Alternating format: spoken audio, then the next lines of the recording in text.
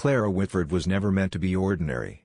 Born into the Grand Whitford Ranch, 5,000 acres of prime Montana land dotted with roaming cattle and sturdy oaks, she had everything a young lady was supposed to want.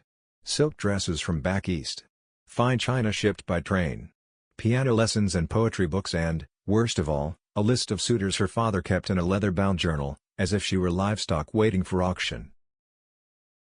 But Clara did not belong among lace curtains and polite conversation. She belonged in the wild. Every morning before the sun rose over the distant buttes, she slipped from her room, hiked up her skirts, and sprinted barefoot across the dew-soaked grass toward the only place that made her feel alive, the stables.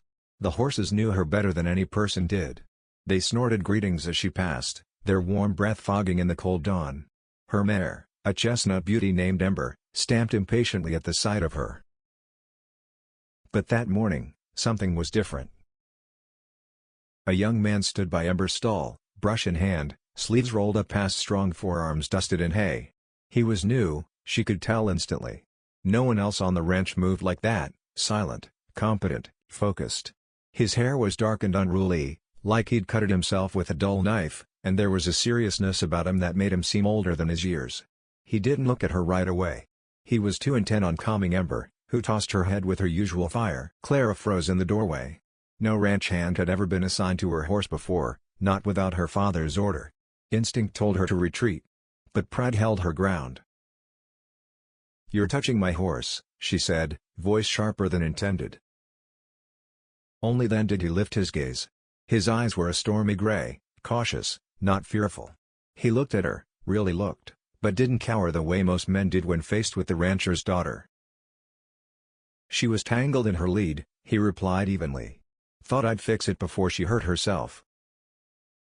Clara opened her mouth to retort. But Ember suddenly jerked, whinnying loud and wild. Before Clara could act, the stranger stepped forward, one hand up, murmuring something low and steady. His voice was soft, almost like music, and to her astonishment, Ember calmed beneath it. Completely calmed. The mare, who once kicked a ranch hand straight through a fence board, lowered her head obediently. Clara blinked. "How did you do that?" The boy shrugged. "Horses aren't hard. People are." She didn't know whether to be insulted or intrigued. "What's your name?" she demanded. "Eli Carter," he replied, wiping his hands on a rag. "Started yesterday. Just here to work. Didn't mean to get in your way." The humility in his tone wasn't weak, it was noble. He wasn't apologizing out of fear. He was simply stating fact. For some reason, that disarmed her more than any groveling would have. "Well," Clara said, straightening, "if you're to help with Ember, you may as well help saddle her." He hesitated. Not because of the request, but because she'd invited him to stay. From that moment on, the barn wasn't just a sanctuary for Clara. It became their sanctuary. She rode. He followed on foot. She talked, to the horses at first, then to him. And though his answers were short, they were thoughtful. He spoke of places he'd worked before, towns he'd passed through, the kind of freedom found only when a man owned nothing except the sky above and the boots on his feet. Clara envied him that freedom. And without either of them realizing it, something dangerous and beautiful had begun. The days that followed fell into a rhythm so natural that neither Clara nor Eli noticed how dangerous it had become. Every dawn, she'd slip into the stables. At first, they barely spoke. Eli was a man of few words, a trait Clara found both infuriating and irresistible. She was used to men who blabbered to impress her, men who boasted about cattle counts or gun skills. Eli, on the other hand, only spoke when he meant to. She would talk while grooming Ember, complaining about her upcoming etiquette lesson or her father's insistence she host another dinner for eligible bachelors. Most men would laugh or mock such problems. Eli didn't. He just listened, nodding occasionally, like her frustrations were valid in a world where women weren't supposed to have any. One morning, as she tightened the saddle girth, Clara asked without thinking, "What do you dream of, Eli?" He paused mid-motion, hand resting on Ember's mane. "Dreaming ain't for men like me," he said quietly. She frowned. "That's nonsense." He gave a thin smile. "Well, If I ever had the choice, I'd want a small plot of land somewhere quiet. Somewhere the wind don't carry other men's orders. Maybe a couple of horses. Maybe a life that's mine." Clara felt something twist in her chest. She had everything, but none of it truly belonged to her. He had nothing, but his dreams were clear. After that, their silence became companionship. Their companionship became friendship. And that friendship grew into something unspoken but electric, felt in every glance, every brush of the hand when passing reins, every moment they stood too close and neither stepped away. But in a ranch as big as Whitford's, nothing stayed secret for long. It started small. Clara's cousin Abigail, visiting from another town, noticed Clara's sudden fondness for early mornings. Abigail was a pretty thing with a face like a porcelain doll and a tongue like a rattlesnake. She had always envied Clara's status, her beauty, her place as heir to the ranch. When she saw Clara walking back to the house one morning with hay in her hair and a smile she couldn't hide, Abigail's curiosity sharpened. One evening, hidden behind the barn wall, Abigail watched Clara and Eli saddle Ember together. She couldn't hear the words, but she didn't need to. She saw the way Clara laughed, head tipped back like she had been set free. She saw the way Eli looked at her, not like a servant looked at a master's daughter, but like a man looked at the one thing he knew he shouldn't touch. Abigail's eyes narrowed. By supper, the whispers had begun. The cook had seen something. A ranch hand had noticed strange tension. Two maids giggled in the hallway, already spinning tales.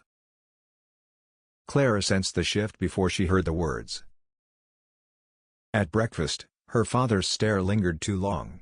Her mother dabbed her lips slowly, watching Clara as if she were studying prey. That afternoon, Eli arrived late to the barn, jaw tight. "They're talking," he muttered, refusing to meet her eyes. Clara's heart stilled. "About us?" He nodded once. "I can handle gossip. But gossip leads to trouble. And trouble leads to blood." She stepped closer. He stiffened, but didn't move away. "Do you regret it?" she whispered. His eyes softened, pain flickering deep within. "Never." The sky outside turned storm gray. The wind howled through the rafters like a warning. They both knew then, whatever they were building in secret, was no longer hidden. The storm that had been brewing in whispers finally broke in thunder. Clara had just finished brushing Ember when the stable doors slammed open with a force that sent dust flying. Her father, William Whitford, filled the doorway like a wrathful mountain. Broad-shouldered, gray at the temples, with the kind of authority that made men step aside without a word. His eyes, steel blue and blazing, locked on Eli. "Step away from my daughter," he growled. Clara froze, blood draining from her face. Eli straightened, shoulders squared, but said nothing. Her father strode forward, boots striking the ground like gunshots. "I give you food. I give you wages. And this is how you repay me? Sniffing around what you'll never have?" "Father," Clara stepped forward. Silence. William barked, not taking his gaze off Eli. "You think I wouldn't hear the gossip? You think I'm blind? A stable boy? A drifter? Touching my daughter?" Eli clenched his jaw but kept calm. "Sir, with respect." "There is no respect between us," Mr. Whitford snapped. "Only rules. And you've broken them." Two ranch hands appeared behind him, Tom and Briggs, both towering men loyal to the Whitford name. They didn't wait for orders. They descended on Eli like wolves. "Stop!" Clara screamed, pushing forward, but her father caught her arm in an iron grip. "Let it be a lesson you never forget," he hissed. Eli was thrown against the stable post. A fist connected with his jaw. Another with his ribs. He gasped but didn't cry out. Clara fought her father's hold, nails digging into his arm, tears scorching down her face. "Enough," she cried. "He's done nothing wrong." Her father turned to her, voice cold as winter. He dared to think he could touch above his station. This is mercy compared to what most men would do. Eli, blood on his lip, forced himself upright, refusing to bend. William stepped forward, towering over him. "You have 1 hour to be off my land," he said low. "If I see you after that, I'll put you in the ground myself." Silence hung like a noose. Tom and Briggs released Eli, though their eyes warned they'd finish the job if he made one wrong move. Clara broke free and rushed to Eli's side, gripping his arm. "You can't go," she whispered, trembling. Eli turned to her, breath ragged. His hand slowly rose and brushed her cheek, just once, gentle as a goodbye. "I won't drag you down with me," he said softly. Her father slammed his fist against the stall wall. "You so much as write to her, and I'll hunt you to the ends of this territory. Do you understand?" Eli didn't look at him. He looked only at Clara. "I'll leave," Eli said quietly. "But understand this, leaving you is the hardest thing I've ever done." Her chest shattered. He turned and walked out of the barn, favoring one side from the blow to his ribs. The door creaked behind him, echoing like a closing coffin lid. The silence that followed was suffocating. Clara rounded on her father, fury blazing. "You can lock me in my room. You can silence every tongue in this town. But you'll never make me ashamed of loving him." Her father didn't flinch. "You don't know what love is. You're a girl with foolish fantasies. And I'll cure you of them." He snapped his fingers. "Lock her in the house." Two servants moved toward her, but Clara didn't fight. Her strength had drained with every step Eli took away from her. As she was dragged through the ranch yard, she cast one last desperate look toward the road. But Eli was already gone. The walls of Clara's room had never felt like a prison until that night. Bars had been hastily fitted over her windows, and 2 guards stood outside her locked door as if she were some criminal rather than the rancher's daughter. She sat on her bed in silence, knees drawn to her chest, staring at the moonlight as it spilled through the slats. Every creak of the floorboards outside made her jump. Every minute felt like a year. Was Eli gone by now? Was he safe? Or was he lying somewhere in the dirt, bleeding? She pressed her hand against the window frame, whispering his name into the night as if the wind might carry it to him. Hours passed. Then, a sound. A familiar one. "Hello," soft whistle drifting through the darkness. The whistle Eli always used to calm startled horses. Clara shot upright, heart racing so hard she thought it might burst. She rushed to the window, gripping the bars. "Eli?" she whispered breathlessly. There, beneath the oak by her window, half hidden in shadow, stood a lone figure beside a saddled mare. One arm was wrapped around his ribs, but his posture was steady, determined. "It's now or never," he whispered. Her breath caught. Fear surged, not of him, but of what it meant to follow him. "Eli, they'll kill you if they catch you." He looked up at her, eyes fierce even in the dark. "I'd rather die free than live without you." Tears burned her eyes. She didn't hesitate another second. She scanned the room, then grabbed the only thing she could, her bedsheet. She tied it around the bedpost and flung it out between the bars. It wasn't long enough to reach the ground, but Eli moved beneath it, steadying it with his uninjured hand. "Come on," he hissed.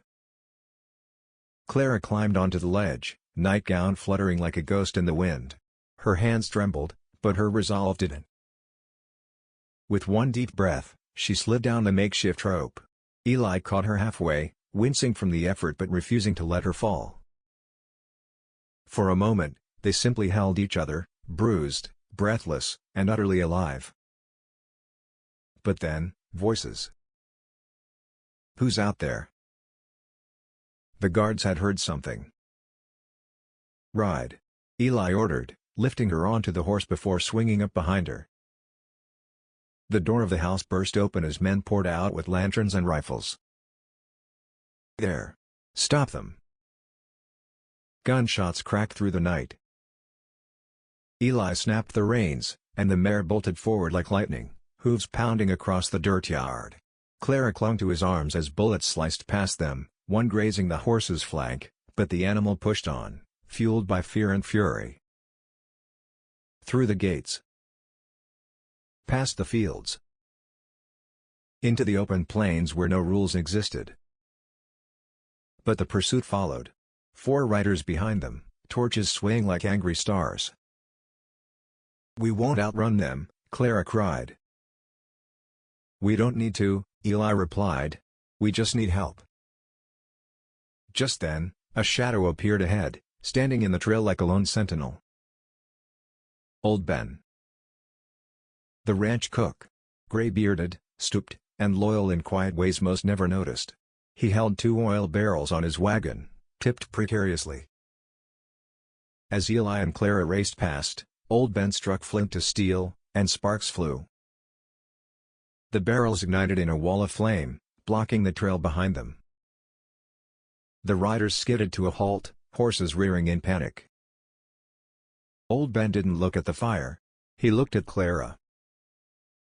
And for the first time since she was a child, someone on that ranch smiled at her with pride, not pity. "Go," he whispered. Eli clutched the reins. Clara leaned forward, heart pounding. And together, they rode into the night. Not knowing where the road would end, only certain of one thing.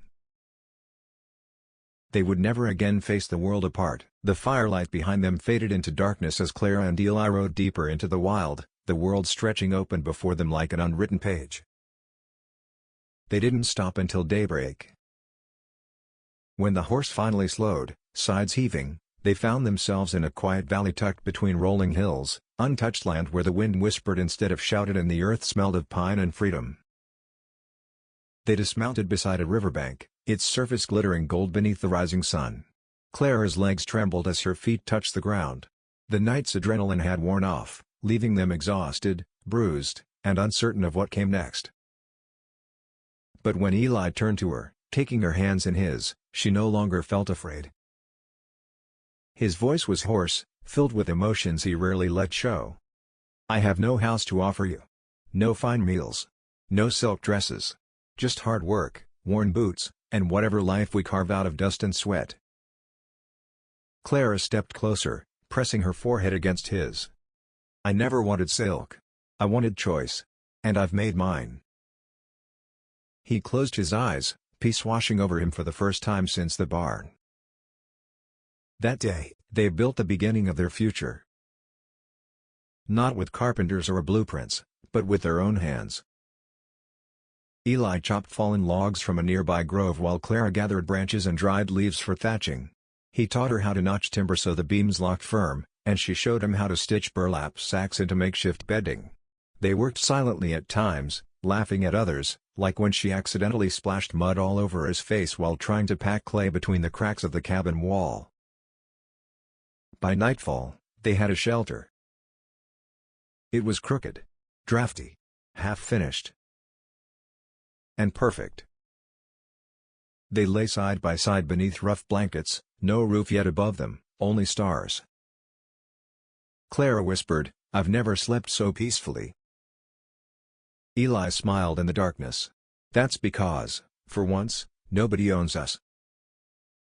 Weeks passed. Then months. Their cabin grew solid. Their land tamed slowly under Eli's steady hands. Clara learned to trap rabbits, mend fences, and coax vegetables from stubborn soil. Eli healed from his injuries, though he'd always carried the scar on his jaw, a reminder of the day he refused to bow.